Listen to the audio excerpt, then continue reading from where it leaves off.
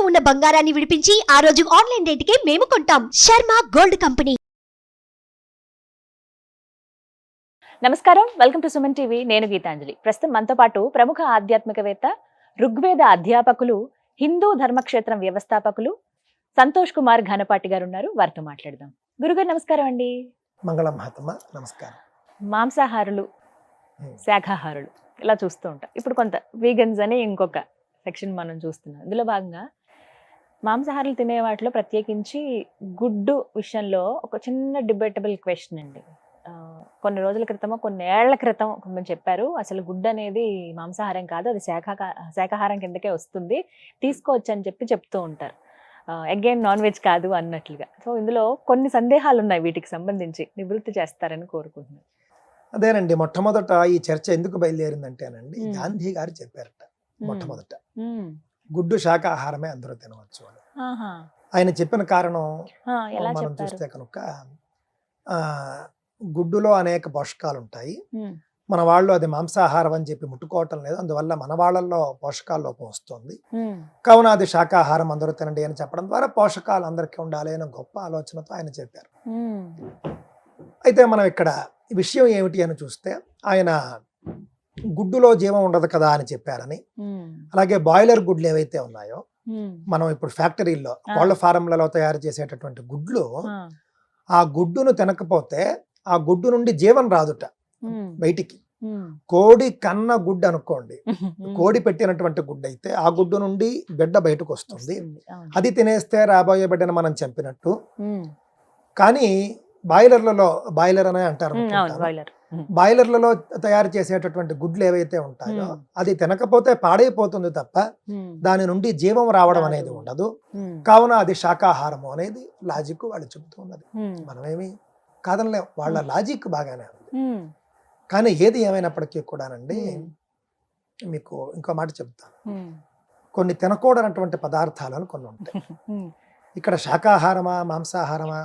మాంసాహారం ఏమి హిందువులందరికీ నిషేధం కాదు. హిందువుల్లో వంశపారంపర్యంగా వర్ణాన్ని బట్టి కులాన్ని బట్టి వాళ్ళ కులంలోనో వంశంలోనో వర్ణంలోనో మాంసాహారం ఉంటే కనుక చక్కగా వాళ్ళు తీసుకోవచ్చు. శాకాహారులు ఎవరైతే ఉంటారో వాళ్ళ కులాన్ని బట్టి వంశాన్ని బట్టి వాళ్ళు శాకాహారులు అయితే శాకాహారమే వాళ్ళు కంటిన్యూ చేస్తారు. ఇక్కడ సమస్యల్లా ఏమిటంటే, శాకాహారం అనుకుని శాకాహారులు గుడ్డు తినాలి అని ప్రోత్సహించడం, శాకాహారులు గుడ్డు తినేయచ్చని చెప్పడం, ఇది సమస్య. నిజానికి శాకాహారమా మాంసాహారమా అనే చర్చ అండి పూర్వకాలంలో లేదండి. ఏది తినాలి ఏది తినకూడదనే చర్చే అంతే. ఇప్పుడు శాకాహారం అనే పదం ఏదైతే ఉందో కొంతమంది ఒత్తు పలుకుతారు, శాకాహారం అంటారు, తప్పు. ఒత్తు లేకుండా శాకం అంటే కూర, కావున శాకాహారం అంటే చెట్ల సంబంధం. ఆ విధంగా మనం చూసినప్పుడు తినవలసినవి తినకూడనివి అని చెప్పినప్పుడు కోడి సంబంధమైనవి కొన్ని వర్గాల వాళ్ళు తినకూడదని, కొన్ని వర్గాల వాళ్ళు అవి తినచ్చు అని చెప్పడం జరిగిందండి. ఆ విధంగా చెప్పేటటువంటి వాటిలో కోడి సంబంధమైనవి ఏవి కూడా నియమాలు పాటించే వాళ్ళు తినకూడదని నేరుగా చెప్పేశారు. ఇంకా అక్కడ గుడ్డు శాకాహారమా మాంసాహారం చర్చ ఉంది చెప్పండి. ఇంకొకటి అయితే పుట్టగొడుగుల విషయం కూడా చాలా మంది, అంటే నాన్ వెజ్ తినని వాళ్ళు ఎవరైతే ఉంటారో వాళ్ళు పుట్టగొడుగులు అంటే ఓన్లీ వెజిటేరియన్స్ అండి, పుట్టగొడుగులు కూడా తీసుకోరు, ఎందుకంటే అది నాన్ వెజ్ అని చెప్తారు. నిజమా? మీకు రహస్యం ఒకటి చెప్తాను, ఇది కొంచెం అందరికీ హాస్యాస్పదంగా కూడా ఉంటుంది. మాంసాహారం కంటే కూడా పుట్టగొడుగు ప్రమాదకరమైనది శాస్త్ర ప్రకారం. ఎందుకని? మాంసాహారం కంటే కూడా అది తక్కువ స్థాయిలో ఉంటుంది. ఇంకా మాంసాహారం ఏమి తక్కువ చేయటం లేదు నేను, కానీ మాంసాహారం తినని వాళ్ళు పుట్టగొడుగును తింటే మాంసం కంటే కూడా మీరు పైకి వెళ్ళిపోయినట్లు లెక్క. ఎందుకు ఈ మాట చెబుతున్నాను అని అంటేనండి, పుట్టగొడుగులు పెరిగేటటువంటి ప్రదేశం చూడండి. మీరు ఒక్కసారి బాగా వర్షాలు వచ్చినప్పుడు చెట్లు బాగా ఉండేటటువంటి అడవి మొదలైన చోట్లకి వెళ్ళారనుకోండి, అక్కడ పుట్టగొడుగులు వస్తాయండి. పుట్టగొడుగు యొక్క లక్షణం ఏంటంటేనండి, కుళ్ళిపోయినటువంటి పదార్థాల నుండి పుడుతుంది. కావున అమేధ్య ప్రదేశాలు అంటారు అన్నమాట. అమేధ్యము అని అంటే కనుక, మేధ్యం అంటే మంచిది, అమేధ్యం అంటే కూడా తినకూడనిది, అసహ్యమైనది అని. ఉదాహరణకి ఏదైనా ఒక జంతువు చచ్చిపోయింది, జంతువు కళేబరం ఎవడు పట్టించుకోలేదు, జంతు కళేబరాలను ఎవరు పట్టించుకుంటారు?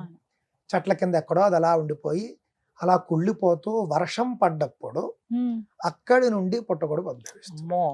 అంటే కేవలం జంతువు అనే కాదు, ఏదైనా సరే ఒక ఆ పదార్థం కుళ్ళిపోతే కనుక, జీవం ఉన్నటువంటి పదార్థం ఏదైనా కనుక, అంటే ధాన్యంలో కూడా జీవం ఉంటుంది, అవును. కుళ్ళిపోతే కనుక ఆ కుళ్ళిపోయినటువంటి పదార్థం నుండి పుట్టేది పుట్టగొడుగు. అందువల్ల అసలు పుట్టగొడుగు చాలా దోషభూయిష్టము అని కానీ మన కొన్ని వాళ్ళు ఇప్పుడు చెప్పారు. కల్టివేషన్ లా అదే చేస్తారు ఇప్పుడు అక్కడికే వస్తుంది. బంగాళదుంప సరేనండి, మీరు చెప్పింది పాతకాలం అండి.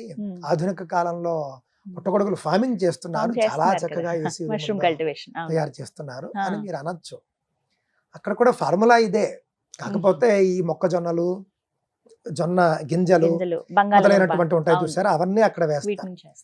అవి కొళ్ళాలి మళ్ళీ అక్కడ మీకు. అంటే అక్కడ ఒక ఫంగస్, అంటే పుట్టగొడుగు అనేది ఒక ఫంగస్ ఫామ్ కావాలి అని అంటే పదార్థం కొళ్ళాలి. కావున ఏదైనా ఒక పదార్థాన్ని కొళ్ళబెట్టి తయారు చేయడం అనేది మన యొక్క శాస్త్రం అంగీకరించదు. మాంసానికి కూడా నియమాలు చెప్పారు.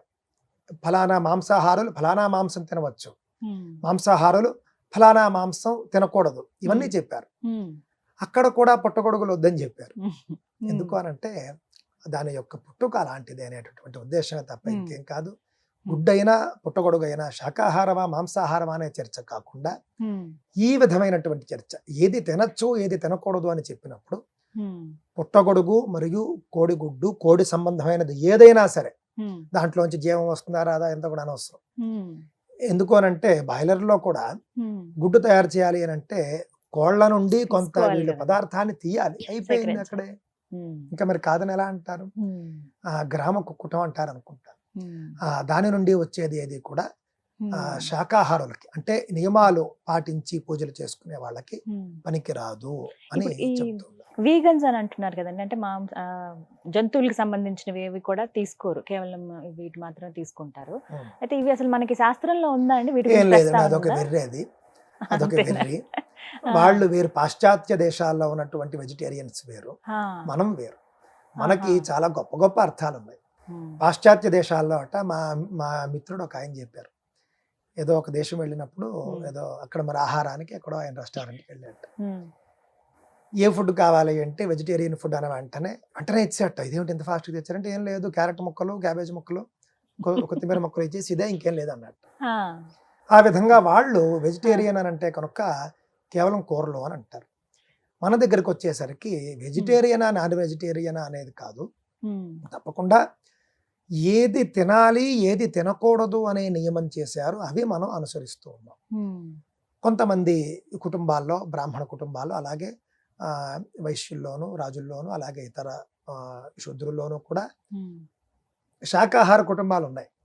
వాళ్ళంతా కూడా వాటిని అలా పాటించుకుంటూ వచ్చారు. మాంసాహార కుటుంబాలు అలా మాంసాన్ని పాటించుకుంటూ వచ్చారు. ఉభయులు కూడా పుట్టగొడుగు అనేది మంచిది కాదని చెబుతూ, శాకాహారులు శాకాహారం అనుకునే భ్రమతో శాకాహారం అనుకునే భ్రమతో కోడిగుడ్డు తినకండి అనేది నా యొక్క ఉద్దేశం.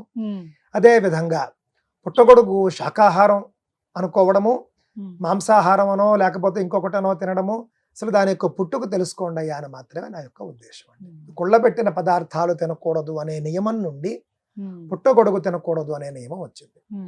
కుళ్ళబెట్టినటువంటి పదార్థాలు ఎవరు తినకూడదు? ముఖ్యంగా వేదాధ్యయనం చేసేవాళ్ళు, నియమనిష్టలతో ఉండేవారు, వీళ్ళంతా కూడా కుళ్ళబెట్టిన పదార్థాలు తీసుకోకూడదు. అందులో భాగంగానే మనం ఈ యొక్క పుట్టగొడుగులు, ఛత్రాకం అంటారు మనకి సంస్కృతంలో, అది తినకూడదని చెప్పడం జరిగింది. దానికి ప్రాయశ్చిత్తాలు కూడా ఉంటాయండి. అందువల్ల నేను ఈ విషయం పుట్టగొడుగుల గురించి, కోడిగుడ్ల గురించి చెబుతూ ఉన్నది గొప్పగా నియమాలు పాటిస్తూ, ఇది శాకాహారం అని ఎవడో చెబితే అది వినేసి తినేవాళ్ళ గురించే చెబుతున్నాను. చక్కగా అన్ని తినేవాళ్ళు మీరు చక్కగా అన్ని తినండి, నాకే అభ్యంతరం ఏం లేదు. సంతోషం గురుగారు. నమస్తే. నమస్తే అండి. మంగళమ్మ.